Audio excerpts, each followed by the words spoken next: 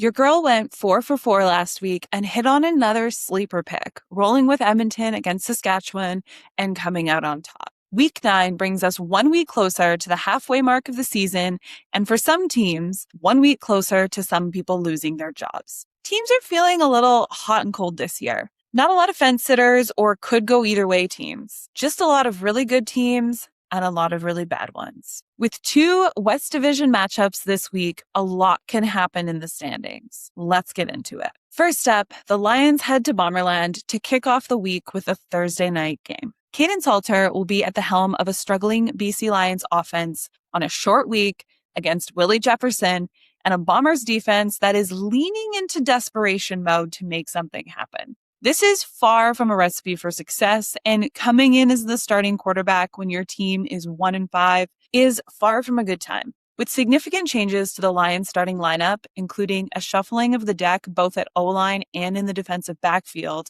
as well as a fresh running back and some added depth to the D-line, we're at the edge of our seats to see if BC can hold it down a few more games until the return of their QB1. The Bombers may have a couple more wins than the Lions, but they're far from okay. Although the narrative has been negative against Drew Brown, with many saying his struggles are the reason he was traded away from Ottawa and that he's just not that good of a quarterback based on his lack of success the last few games in Winnipeg, I disagree with this narrative. I think Zach Collaros would be struggling in a similar fashion in this offense. It's not good. And as Brady Oliveira said it, they have no identity. There were a lot of questions around the lack of run game in Condell's offense, and it has become clear that it is an issue.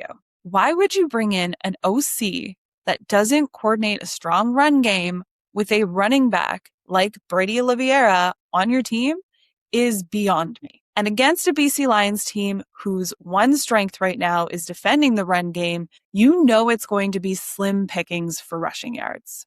Fortunately for BC, Winnipeg's starting tackle, Jarrell Broxton, won't be starting this game. So they won't have a painful reminder of what could have been and what a terrible offseason decision trading away Broxton was. This game is a bit of a blind dog fight.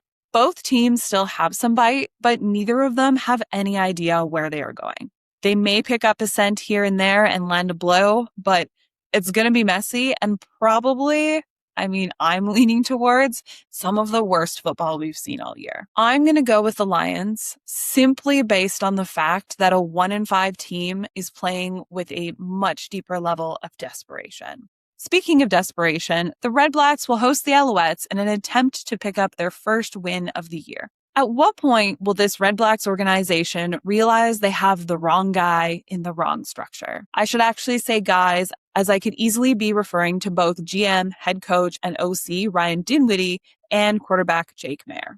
The Owls are hot, and even on a short week, they still have an edge. Davis Alexander may have thrown his first interception this year, putting his consecutive pass streak with no interceptions to an end at 357 passes, but this will probably make him even more dangerous. Perfection breeds caution, and with an interception out of the way, I expect him to take some spicier shots as the season progresses.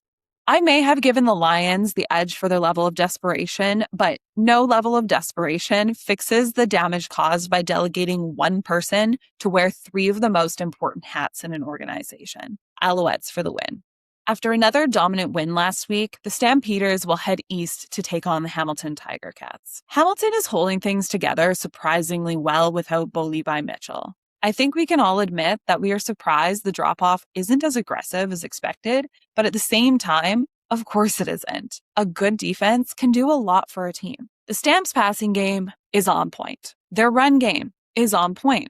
Their culture is on point. The only sore spot for me right now is I would like to see their defense make some tweaks and play with a little bit more cohesiveness. We saw so much greatness from them last year, and I think all of the pieces are still there. They just need to put some of them back together. I have enjoyed seeing Trey Ford in this offense, and I'm looking forward to seeing more growth as the weeks go on. But against an offensive powerhouse like Calgary, you've got to be able to put up a lot of points. And I just don't think the Hamilton offense is quite up for that task. Stringing together 2 wins would be great for Calgary, finally getting close to a record that represents them as a team. Stamps take this one home. To round out the week, we've got a Labor Day matchup energy this week with a home-and-home between the Riders and the Elks. After the Elks took the first game of the series in dramatic fashion, I think we are all excited to see what happens next in this matchup. We are also excited to see the fans come out for this game. After years of whining and complaining that their team wasn't winning games, will the fans finally put their money where their mouth is and show up for the Elks, who are currently in first place in the West and playing some really great football? Or will the delusional Elks and Eskimos conversation be brought back to the forefront as the reason no one comes to games? The Elks deserve a crowd, and for the team's and the league's sake, I hope Albertans can get over their egos and show up for their team. The danger for the Elks in back-to-back games against the Rough Riders is the coaching staff and winning experience that the Saskatchewan team has. Although I think these teams are a very even physical matchup, I have to give the edge to Sask for that reason alone. This is easily the top contender for Game of the Week. I think there will be some high-flying offense on both sides of the ball and a handful of impactful defensive plays. This was the toughest choice of the week, but I've got to go with Sask. It's too hard to get these wins back to back.